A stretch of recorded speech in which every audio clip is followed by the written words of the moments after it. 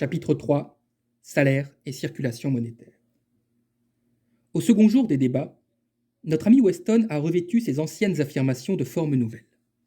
Il a dit, je cite, « À la suite d'une hausse générale des salaires en argent, il faudra plus d'argent pour payer les mêmes salaires. Comme la quantité de l'argent en circulation est fixe, comment pourrez-vous, avec ces moyens fixes, payer cette plus grande quantité de salaires en argent ?» Fin de citation. Tout d'abord, la difficulté provenait du fait que malgré la hausse des salaires en argent des ouvriers, la quantité des marchandises leur revenant restait constante. Elle provient maintenant de l'augmentation des salaires en argent, malgré les quantités fixes de marchandises. Naturellement, si vous rejetez son dogme initial, les difficultés qui en résultent disparaîtront également. Je veux néanmoins vous prouver que cette question de l'argent en circulation n'a absolument rien à faire avec le sujet que nous traitons. Dans votre pays, le mécanisme des moyens de paiement est de beaucoup plus perfectionné qu'en aucun autre pays d'Europe. Grâce à l'extension et à la concentration de votre système bancaire, on a besoin de beaucoup moins de monnaie pour faire circuler la même somme de valeur et pour procéder au règlement d'un nombre d'affaires égal ou supérieur. En ce qui concerne les salaires, par exemple, l'ouvrier de fabrique anglais porte son salaire au boutiquier qui le remet chaque semaine à la banque. Celle-ci le retourne hebdomadairement au fabricant qui le paie à nouveau à ses ouvriers et ainsi de suite. Par ce procédé, le salaire annuel d'un ouvrier, disons de 52 livres, peut être payé avec un seul souverain qui parcourt chaque semaine le même cycle. Même en Angleterre, le mécanisme des moyens de paiement est moins parfait qu'en Écosse et il n'a pas atteint partout la même perfection. C'est pourquoi nous voyons par exemple que dans quelques districts agricoles, comparativement aux régions à caractère industriel marqué, on a besoin de beaucoup plus de monnaie pour faire circuler une quantité bien moindre de valeur.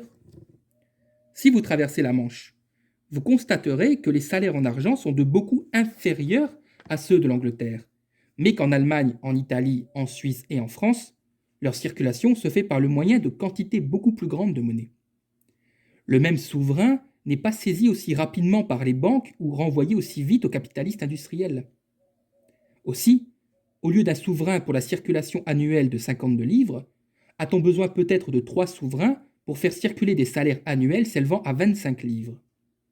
Si vous comparez sur ce point les pays continentaux à l'Angleterre, vous constaterez aussitôt que de bas salaires en argent peuvent parfois exiger pour leur circulation de plus grandes quantités de numéraires, et que ceci n'est en réalité qu'une question technique tout à fait étrangère à notre sujet.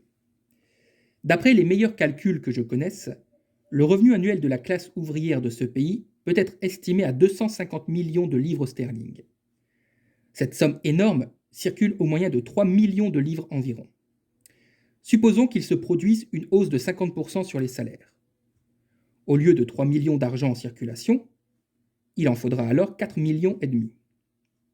Comme une partie importante des dépenses journalières de l'ouvrier est payée en pièces d'argent et de cuivre, une augmentation de 50% sur les salaires en or représenterait, au pis aller, une circulation accrue, disons, d'1 million de souverains.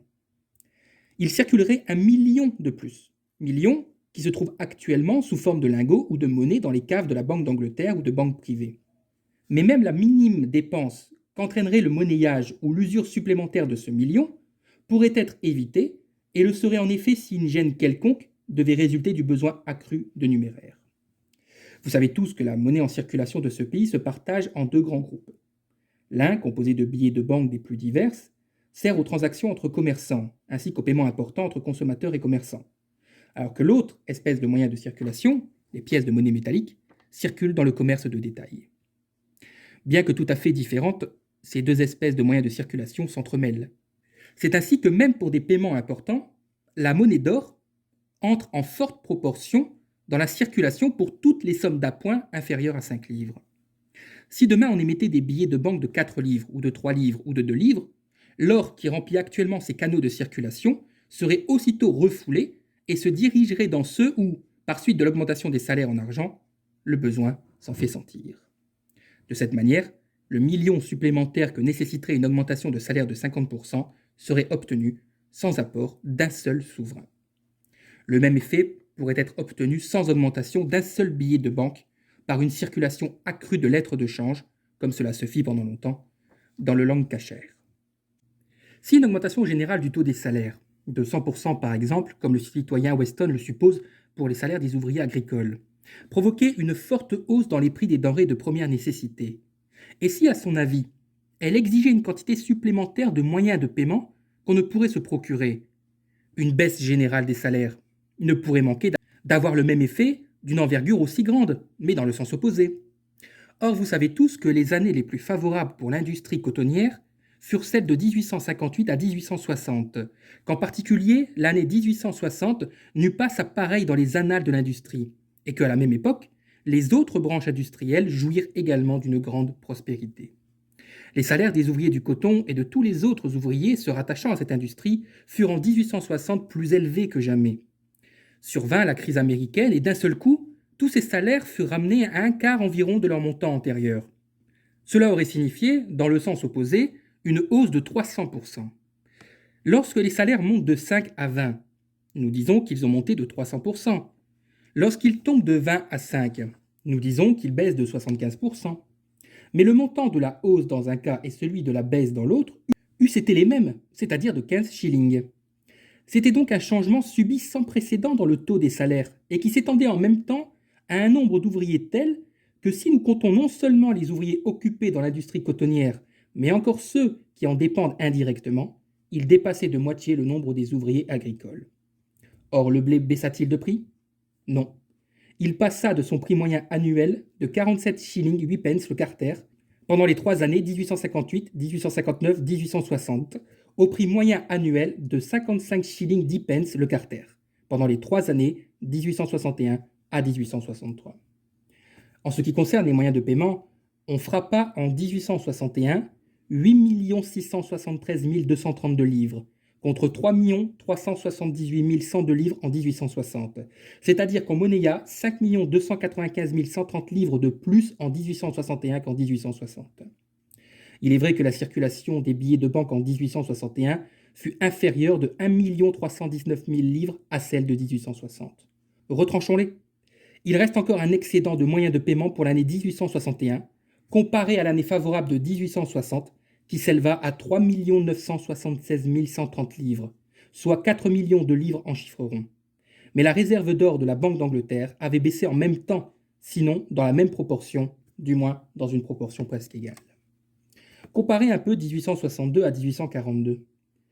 Abstraction faite de l'augmentation formidable de la valeur et de la quantité des marchandises en circulation, le capital employé aux transactions régulières sur les actions, emprunts, etc., pour les chemins de fer en Angleterre et dans le pays de Galles, s'éleva à lui seul à 320 millions de livres, somme qui, en 1842, aurait paru fabuleuse. Et pourtant, la somme totale des moyens de paiement en circulation fut approximativement la même en 1862 qu'en 1842.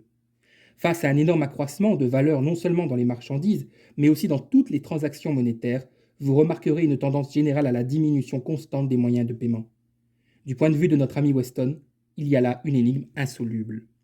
S'il avait pénétré un peu plus avant dans son sujet, il aurait trouvé que, abstraction faite des salaires, et même en admettant qu'ils restent fixes, la valeur et la quantité des marchandises à mettre en circulation, et en général le montant des transactions monétaires à régler, varient chaque jour, que le montant des billets de banque émis varie chaque jour, que le montant des paiements effectués sans recours à aucune sorte de monnaie, au moyen d'effets, de chèques, de comptes courants, de clearing house, varie chaque jour, que dans la mesure où on a vraiment besoin de monnaie métallique, le rapport entre les pièces de monnaie en circulation et les réserves d'or dans les caves des banques varie chaque jour, que le montant d'or non monnayé nécessaire à la circulation nationale et celui qui est expédié à l'étranger pour la circulation internationale varie chaque jour. Il aurait trouvé que ce dogme d'une quantité fixe des moyens de paiement est une erreur monstrueuse et qu'il est incompatible avec les faits de tous les jours. Il aurait recherché les lois qui permettent aux moyens de paiement de s'adapter à des circonstances en fluctuation constante, au lieu de se servir de sa fausse conception des lois de la circulation monétaire comme d'un argument contre l'élévation des salaires. Chapitre 4. L'offre et la demande. Notre ami Weston fait sien le proverbe latin « repetitio est mater studiorum », c'est-à-dire « la répétition est la mère de l'étude ». C'est pourquoi il reprend son dogme primitif sous une autre forme, à savoir que le resserrement des moyens de circulation monétaire causé par l'élévation des salaires amènerait une diminution du capital, etc. Comme j'ai déjà démontré la fausseté de sa théorie périmée des moyens de circulation monétaire, je considère comme tout à fait inutile de m'arrêter aux conséquences fantaisistes qui, dans son imagination, résulte des avatars imaginaires de la circulation monétaire. Je vais donc immédiatement ramener à sa forme théorique la plus simple son dogme qu'il reproduit sous des formes si variées, mais qui reste toujours le même. Une seule remarque montre de toute évidence l'absence d'esprit critique avec laquelle il traite son sujet. Il se dresse contre l'augmentation des salaires ou contre les hauts salaires qui en résultent. Mais alors je lui demande, qu'est-ce que de hauts salaires et qu'est-ce que de bas salaires? Pourquoi considère-t-on par exemple 5 shillings par semaine comme un bas salaire et 20 shillings par semaine comme un salaire élevé? Si 5 est bas par rapport à 20, 20 est encore plus bas par rapport à 200. Si quelqu'un fait une conférence sur le thermomètre, il ne nous apprendra rien en se mettant à déclamer sur les degrés inférieurs et les degrés supérieurs. Il faudra qu'il m'explique tout d'abord comment on détermine le point de congélation et le point d'ébullition de l'eau, et qu'il démontre que ces points de comparaison sont fixés par des lois naturelles et non par le caprice des marchands ou des fabricants de thermomètres. Or, en ce qui concerne les salaires et les profits, le citoyen Weston non seulement a négligé de déduire des lois économiques ces points fixes, mais il n'a même pas ressenti la nécessité de les chercher. Il s'est contenté d'adopter les termes courants de haut et de bas, comme s'ils signifiaient quelque chose de fixe, alors qu'il est tout à fait évident que l'on ne peut qualifier des salaires de haut ou de bas que comparativement à un étalon d'après lequel on mesure leur grandeur. Il sera incapable de me dire pourquoi on paie une certaine somme d'argent pour une certaine quantité de travail. S'il me répondait, je cite, « La chose est établie par la loi de l'offre et de la demande », fin de citation, je lui demanderai par quelle loi l'offre et la demande sont réglées elles-mêmes. Et une telle réponse le mettrait aussitôt hors de combat. Les rapports entre l'offre et la demande de travail sont soumis à des modifications constantes, et avec elles se modifient les prix du travail sur le marché. Si la demande dépasse l'offre, les salaires montent. Si l'offre l'emporte sur la demande, les salaires baissent, bien qu'il soit nécessaire en pareilles circonstances d'éprouver l'état réel de la demande et de l'offre, par exemple par une grève ou par une toute autre méthode. Si vous considérez l'offre et la demande comme la loi qui règle les salaires, il serait aussi puéril qu'inutile de déclamer contre l'élévation des salaires, car d'après la loi suprême que vous invoquez, l'augmentation périodique des salaires est aussi nécessaire et aussi justifiée que leur baisse périodique. Mais si vous ne considérez pas l'offre et la demande comme la loi régulatrice des salaires, je reprends encore une fois ma question, je cite, « Pourquoi donne-t-on une certaine somme d'argent pour une certaine quantité de travail ?» Fin de citation. Mais examinons la question d'un point de vue plus large. Vous seriez tout à fait dans l'erreur si vous admettiez que la valeur du travail ou de toute autre marchandise est en dernière analyse déterminée par l'offre et la demande. L'offre et la demande ne règlent pas autre chose que les fluctuations momentanées des prix du marché. Elles vous expliqueront pourquoi le prix du marché pour une marchandise s'élève au-dessus ou descend en dessous de sa valeur. Mais elles ne peuvent jamais expliquer cette valeur elle-même. Supposons que l'offre et la demande s'équilibrent, ou comme disent les économistes, se couvrent réciproquement. Eh bien, au moment même où ces forces antagonistes sont d'égale puissance, elles s'annihilent réciproquement et cessent d'agir dans un sens ou dans un autre. Au moment où l'offre et la demande s'équilibrent et par conséquent cessent d'agir, le prix du marché pour une marchandise coïncide avec sa valeur réelle, avec le prix fondamental autour duquel aussi sont pris sur le marché. Lorsque nous recherchons la nature de cette valeur, nous n'avons pas à nous préoccuper des effets passagers de l'offre et de la demande sur les prix du marché. Cela est vrai pour les salaires, comme pour le prix de toutes les autres marchandises. Chapitre 5. Salaire et prix. Ramenés à leur expression théorique la plus simple, tous les arguments de notre ami se réduisent à un seul dogme. Je cite. Les prix des marchandises sont déterminés ou réglés par les salaires. Fin de citation. Je pourrais en appeler à l'observation pratique et invoquer son témoignage contre cette erreur surannée qu'on ne commet plus depuis longtemps. Je pourrais raconter qu'en Angleterre, les ouvriers des fabriques, des mines, des chantiers navals et autres, dont le travail est relativement bien payé, l'emportent sur toutes les autres nations par le bon marché de leurs produits, alors que les ouvriers agricoles anglais, par exemple, dont le travail est relativement mal payé, sont dépassés par presque toutes les autres nations à cause de la cherté de leurs produits. En comparant article par article dans un même pays et les marchandises de divers pays les unes avec les autres, je pourrais vous montrer que, à part quelques exceptions plus apparentes que réelles, c'est en moyenne le travail bien payé qui produit les marchandises bon marché et le travail mal payé qui produit les marchandises chères. Bien entendu, cela ne prouverait pas que le prix élevé du travail dans un cas et son bas prix dans l'autre soient les causes respectives de ces effets diamétralement opposés, mais cela prouve à coup sûr que les prix des marchandises ne sont pas déterminés par les prix du travail. Mais nous n'avons nul besoin d'employer cette méthode empirique. On pourrait nier peut-être que le citoyen Weston ait jamais prétendu que, je cite, « les prix des marchandises sont déterminés ou réglés par les salaires ». Fin de citation. En effet, il n'a jamais formulé cela. Il a dit au contraire que le profit et la rente forment des éléments constituants du prix des marchandises, parce que c'est sur les prix des marchandises que se paient non seulement les salaires du travail, mais aussi les profits du capitaliste et les rentes du propriétaire foncier. Mais comment, à son avis, les prix sont-ils formés? D'abord par le salaire. Puis on ajoute au prix un pourcentage en faveur du capitaliste et un autre en faveur du propriétaire foncier. Supposons que les salaires des ouvriers qui sont employés à la production d'une marchandise soient 10. Si le taux du profit s'élevait à 100%, le capitaliste ajouterait au salaire des boursiers 10, et si la rente foncière s'élevait également à 100% du salaire, on ajouterait 10 de plus. Le prix total de la marchandise s'élèverait alors à 30. Mais une détermination des prix de ce genre serait leur simple détermination d'après les salaires. Si dans le cas ci-dessus, les salaires montaient à 20, le prix des marchandises s'élèverait à 60, etc. Voilà pourquoi tous les économistes en retraite qui soutenaient que les salaires règlent les prix ont cherché à le prouver en traitant le profit et la rente comme de simples additions de pourcentage au salaire. Naturellement, aucun d'eux n'a été capable de ramener les limites de ces pourcentages à une loi économique quelconque.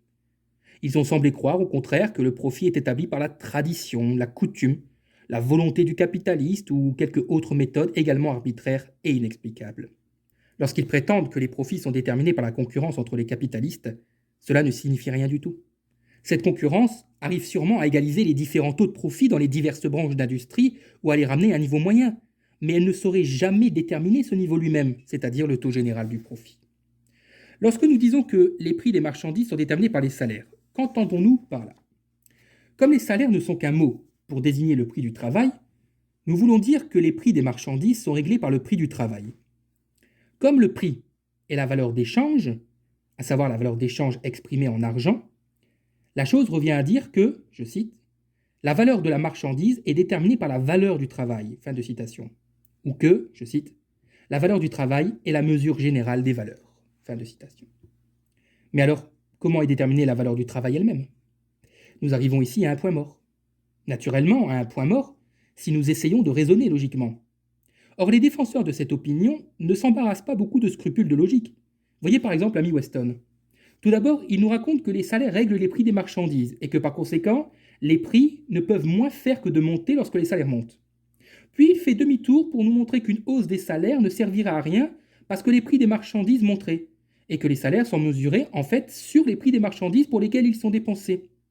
Ainsi, on commence par affirmer que la valeur du travail détermine la valeur de la marchandise et on finit en prétendant que la valeur de la marchandise détermine la valeur du travail. On tourne et retourne ainsi dans un cercle vicieux sans arriver à aucune conclusion. En définitive, il est évident que si nous faisons de la valeur d'une marchandise quelconque, par exemple le travail, le blé ou toute autre marchandise, l'étalon général et le régulateur de la valeur, nous ne faisons que déplacer la difficulté, car nous déterminons une valeur par une autre qui de son côté a besoin d'être déterminée. Exprimée dans sa forme la plus abstraite, l'assertion que les salaires déterminent les prix des marchandises revient à ceci, je cite, « La valeur est déterminée par la valeur ». Fin de citation. Et cette tautologie signifie en fait que nous ne savons rien de la valeur. Si nous acceptons cette prémisse, toute discussion sur les lois générales de l'économie politique devient du pur verbiage. Aussi, le grand mérite de Ricardo fut-il de détruire de fond en comble dans ses principes d'économie politique, publiés en 1817, le vieux sophisme communément admis et rebattu que les salaires déterminent les prix. Sophisme qu'Adam Smith et ses prédécesseurs français avaient répudié dans les parties vraiment scientifiques de leurs recherches, mais qu'ils n'en avaient pas moins repris dans les chapitres de leurs œuvres plus superficielles et destinées à la vulgarisation. Chapitre 6. Valeurs et travail. Citoyens, j'en suis arrivé au point où il me faut aborder le développement réel de la question. Je ne puis promettre de le faire d'une manière très satisfaisante, car il me faudrait pour cela parcourir le champ entier de l'économie politique. Je ne puis, comme disent les Français, qu'effleurer la question, ne toucher qu'à ses points principaux. La première question que nous avons à nous poser est celle-ci. Qu'est-ce que la valeur d'une marchandise? Comment la détermine-t-on? Au premier abord, il semblerait que la valeur d'une marchandise fût une chose tout à fait relative, qui ne saurait être fixée sans qu'on considère une marchandise dans ses rapports avec d'autres marchandises. En effet, lorsque nous parlons de la valeur d'échange d'une marchandise, nous avons dans l'esprit les quantités relatives dans lesquelles elle peut être échangée contre toutes les autres marchandises. Mais alors se présente la question, comment sont réglés les rapports suivant lesquels les marchandises sont échangées les unes contre les autres? Nous savons par expérience que ces rapports sont infiniment variés. Prenons une seule marchandise, du blé par exemple. Nous trouverons qu'un carter de blé s'échange suivant des proportions presque infiniment variables contre différentes marchandises. Et cependant, sa valeur restant toujours la même, qu'elle soit exprimée en soie, en or ou en toute autre marchandise, Il faut qu'elles soient choses distinctes et indépendantes des diverses proportions suivant lesquelles elles s'échangent contre d'autres articles. Il doit être possible d'exprimer, sous une forme tout à fait différente, ces diverses équivalences entre diverses marchandises.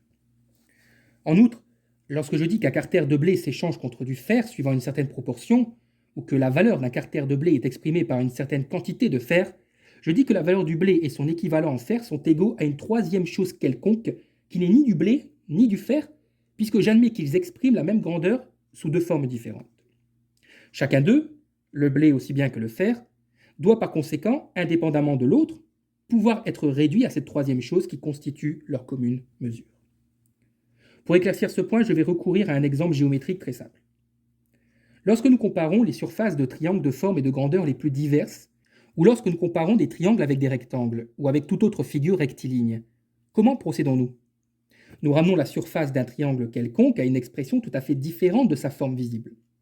Ayant trouvé, d'après la nature du triangle, que sa surface est égale à la moitié du produit de sa base par sa hauteur, nous pouvons comparer entre elles les valeurs différentes de toutes sortes de triangles et de toutes les figures rectilignes, puisqu'elles peuvent toutes se résoudre en un certain nombre de triangles.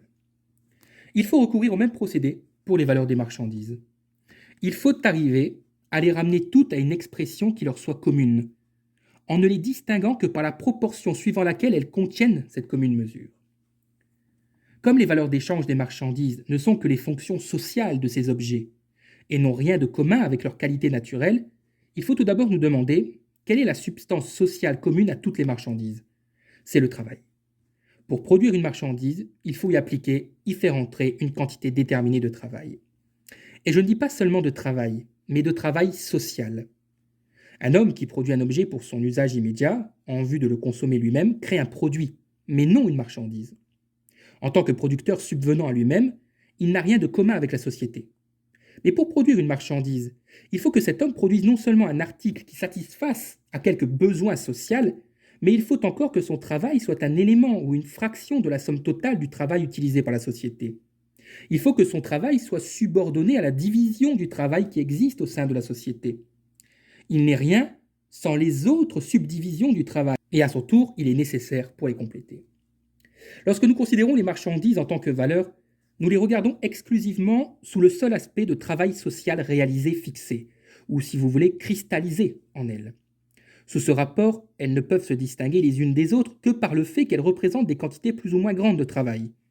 Par exemple, on emploie une plus grande quantité de travail pour un mouchoir de soie que pour une tuile. Mais comment mesure-t-on la quantité de travail? D'après le temps que dure le travail, en mesurant le travail à l'heure, à la journée, etc. Naturellement, pour se servir de cette mesure, on ramène tous les genres de travail au travail moyen, ou travail simple considéré comme leur unité. Nous arrivons donc à cette conclusion. Une marchandise a une valeur parce qu'elle est une cristallisation de travail social. La grandeur de sa valeur relative, dépend de la quantité plus ou moins grande de cette substance sociale qu'elle contient, c'est-à-dire de la quantité relative de travail nécessaire à sa production. Les valeurs relatives des marchandises sont donc déterminées par les quantités ou sommes respectives de travail qui sont employées, réalisées, fixées en elles. Les quantités de marchandises correspondantes qui peuvent être produites dans le même temps de travail sont de valeur égale.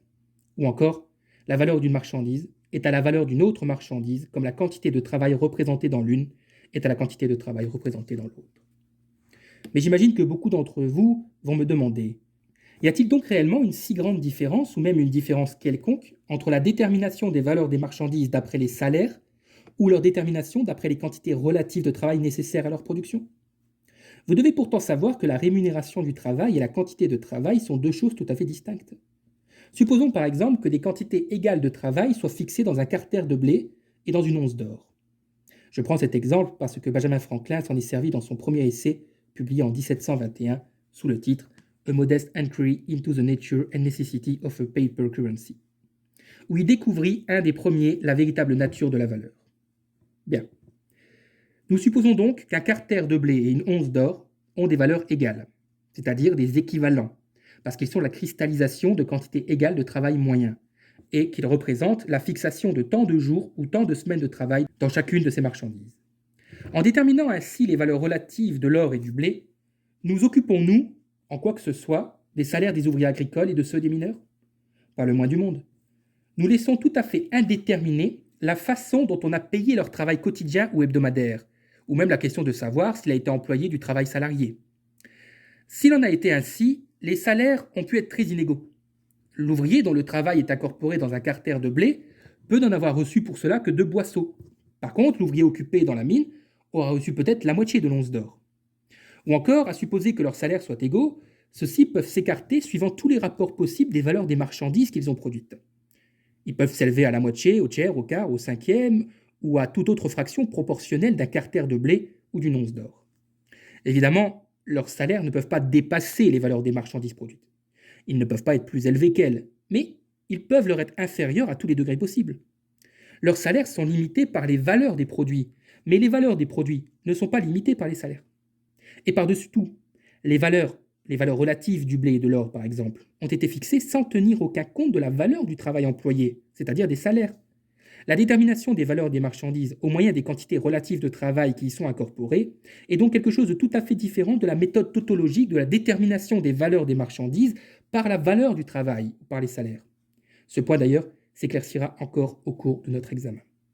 Dans le calcul de la valeur d'échange d'une marchandise, il nous faut encore ajouter à la quantité de travail employée en dernier lieu, la quantité de travail antérieurement incorporée dans la matière première de la marchandise, ainsi que la quantité de travail appliquée aux moyens de travail, aux outils, aux machines et aux bâtiments qui ont servi pour ce travail.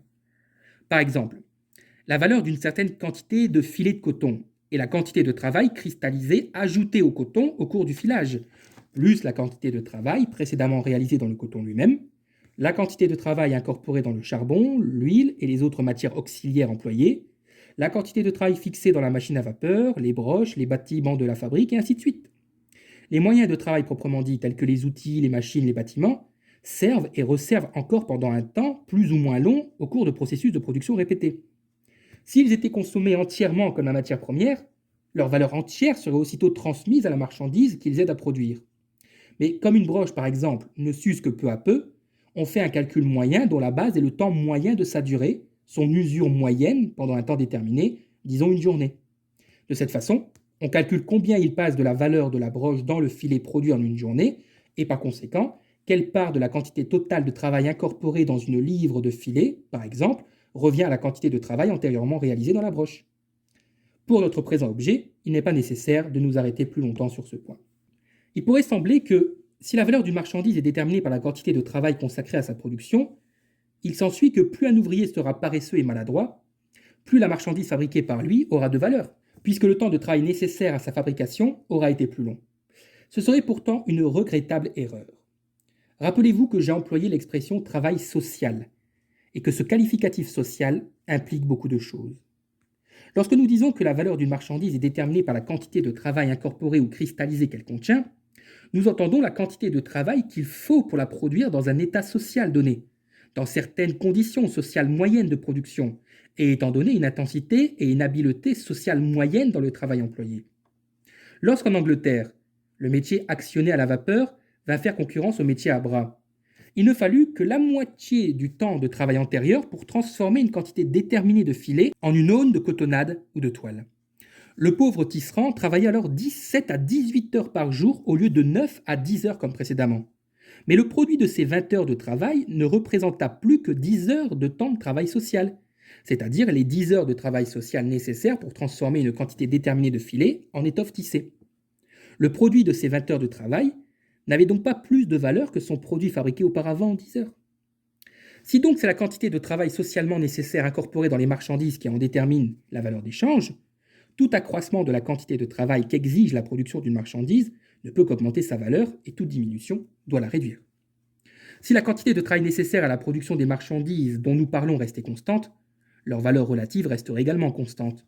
Mais tel n'est point le cas. La quantité de travail nécessaire à la production d'une marchandise varie constamment avec la modification de la force productive du travail employé. Plus la force productive du travail est grande, plus on produit dans un temps de travail déterminé. Moins la force productive est grande et moins on produit dans le même temps. Si par exemple, par suite de l'accroissement de la population, il devenait nécessaire de cultiver un sol moins fertile, la même quantité de production ne pourrait être obtenue que par l'emploi d'une quantité plus grande de travail, et la valeur des produits agricoles s'élèverait en conséquence. D'autre part, Si avec les moyens modernes de production, un seul fileur transforme en filet dans une journée de travail 1000 et 1000 fois plus de coton qu'il ne pouvait le faire auparavant dans le même temps avec le rouet, il est clair que chaque livre de coton absorbera 1000 et 1000 fois moins de travail qu'auparavant, et que par conséquent, la valeur ajoutée par le filage à chaque livre de coton sera 1000 et 1000 fois moindre qu'auparavant. La valeur du filet tombera d'autant. Abstraction faite des différences dans l'énergie naturelle et l'habileté acquise dans le travail chez les différents peuples, la force productive du travail doit de toute nécessité dépendre principalement, petit 1, des conditions naturelles du travail, telles que fertilité du sol, richesse des mines, etc. Petit 2, du perfectionnement continuel des forces de travail sociales, telles qu'elles se développent par la production en grand, la concentration du capital et la coopération dans le travail, la division plus poussée du travail, les machines, l'amélioration des méthodes, l'utilisation de moyens chimiques et autres forces naturelles, la réduction du temps et de l'espace grâce aux moyens de communication et de transport, et toute autre découverte au moyen de laquelle la science capte les forces naturelles et les met au service du travail et par lesquelles le caractère social ou coopératif de celui-ci se trouve développé. Plus la force productive du travail est grande, moins il y a de travail employé à une quantité déterminée de produits, et partant, plus la valeur du produit est petite. Moins la force productive du travail est grande, plus il y a de travail employé à la même quantité de produits, et alors plus leur valeur est grande. Ainsi, pouvons-nous établir comme une loi générale: les valeurs des marchandises sont directement proportionnelles au temps de travail employé à leur production, et inversement proportionnelles à la force productive du travail employé. N'ayant parlé jusqu'ici que de la valeur, j'ajouterai également quelques mots sur le prix, qui est une forme particulière prise par la valeur. En lui-même, le prix n'est autre chose que l'expression monétaire de la valeur. Les valeurs de toutes les marchandises de ce pays, par exemple, sont exprimées en prix or, alors que sur le continent, elles le sont principalement en prix argent. La valeur de l'or ou de l'argent, tout comme celle de toutes les autres marchandises, est déterminée par la quantité de travail nécessaire à leur extraction. Vous échangez une certaine somme de votre production nationale dans laquelle est cristallisée une quantité déterminée de votre travail national contre la production des pays fournisseurs d'or et d'argent, production dans laquelle est cristallisée une quantité déterminée de leur travail. C'est de cette façon, en fait par un troc, que vous apprenez à exprimer en or et argent les valeurs de toutes les marchandises, c'est-à-dire les quantités de travail respectives employées à leur fabrication. Si vous pénétrez plus avant dans l'expression monétaire de la valeur, ou ce qui revient au même, dans la conversion de la valeur en prix, vous trouverez que c'est un procédé par lequel vous donnez aux valeurs de toutes les marchandises une forme indépendante et homogène, ou par lequel vous les exprimez comme des quantités d'un même travail social.